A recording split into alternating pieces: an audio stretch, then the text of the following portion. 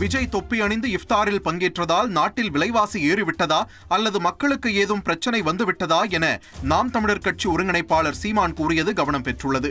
இஃப்தார் விருந்தில் விஜய் பங்கேற்றது குறித்த செய்தியாளரின் கேள்விக்கு பதிலளித்த அவர், விஜய் விருப்பப்பட்டு தொப்பி அணிந்ததில் விமர்சனம் செய்ய ஏதுமில்லை என்று தெரிவித்தார்.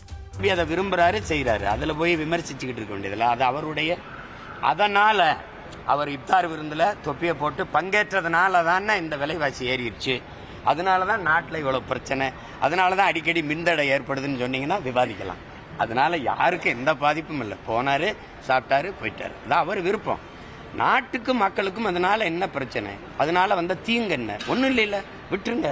அதை விரும்புறாரு, செய்யறாரு, அதுல போய் விமர்சிச்சுக்கிட்டு இருக்க வேண்டியதில்லை. அது அவருடைய. அதனால அவர் இஃப்தார் விருந்துல தொப்பியை போட்டு பங்கேற்றதுனால தானே இந்த விலைவாசி ஏறிடுச்சு.